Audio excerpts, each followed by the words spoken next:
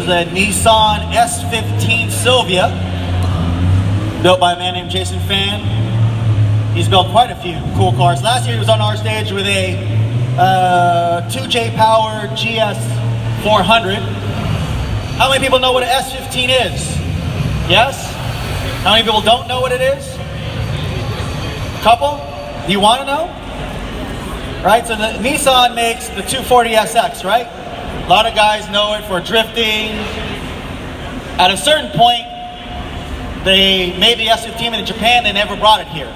So this is the latest version of a 240 SX, right, at the end of the day. And you have to bring it in from Japan. I'm gonna give Jason a mic real quick. It's one of the prettiest cars, in my opinion, ever made. I'm really jealous, because if I could have one, I'd have one just like this. So this is Jason. Where are you from, Jason? Oh, Fairfax, Virginia. And tell the crowd how you came to get an S15, because it's not an easy thing to do.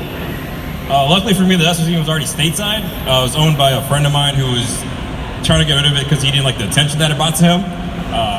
He previously had his previous car stolen, so the attention that this thing brought, he thought it was going to happen with this as well. So it kind of just fell on my lap and took full advantage. So you took the ball, you took the lottery ticket and you ran with it. Oh, for sure. So notice that it's right-hand drive. They don't make any left-hand versions, because in Japan, they drive on the wrong side of the road. At least that's what we Americans like to think.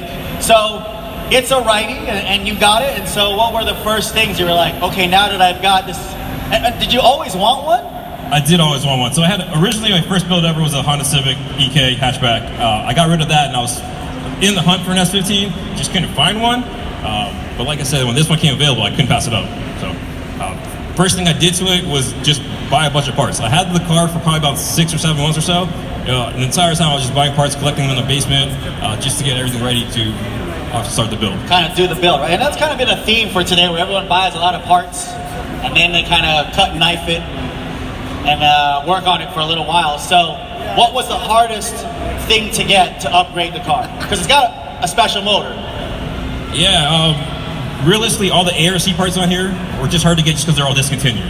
So it's just a matter of searching on the forums, looking on eBay, looking on Yahoo Japan. So did you get a couple parts from Yahoo Japan? For sure. Yeah. If you want Japanese JDM parts, Yahoo Japan will be your best friend. Like, for real. How many people know what ARC parts are? Japanese company, all titanium stuff. If you don't know, take a look. It's like banging shit. Excuse my language. So it's an RB. Yep, right? RB26, fully built. Right now it's making 578 at 20 pounds.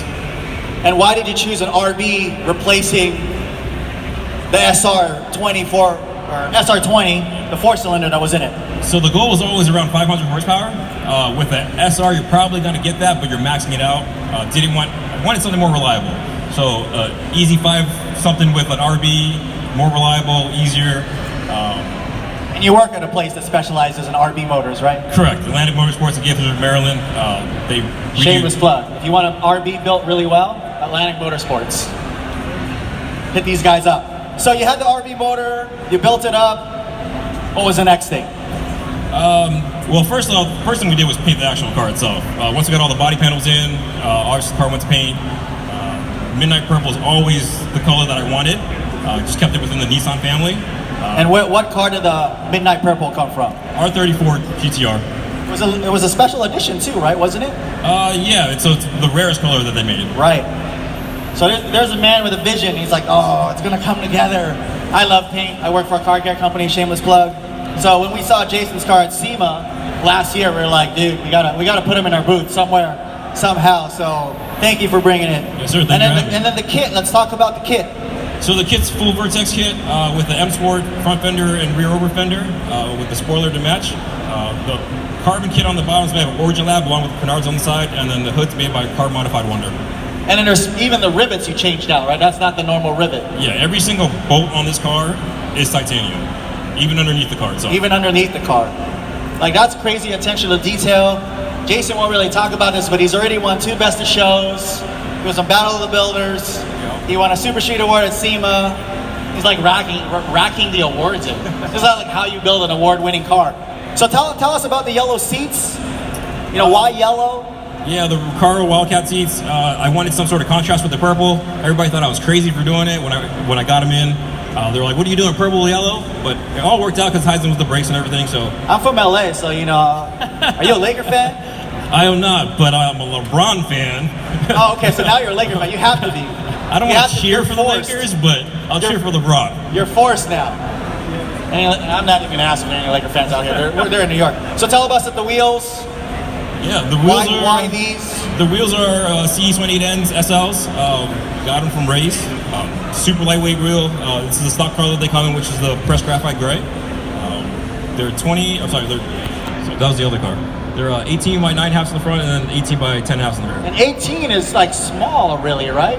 But it's the right for this car. It's the right size. Yeah, I feel like it fits the car very well. The offset actually lines up with the body lines really good. And you've got more. More meat, yeah. More chunk in the rubber, right? Yeah, and with these New York roads, you kind of need it. You need it. All right. Well, that's Jason with his S15. Any questions from the crowd? Start it up. We will start it up. All right. How much was the build? How much did the build? Ooh, inquiring minds. That's only. How much did it run to build a car like this? Rough ballpark. You start to lose count after a while, so who knows? Wow, safe answer. I like it. I like it. Just a lot of money. Make a lot of money, spend a lot of money. Question.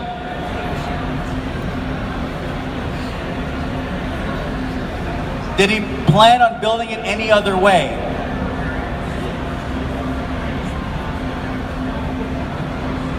Oh, did you have other versions of this in mind before you got to this, or you kind of knew, like, this is it?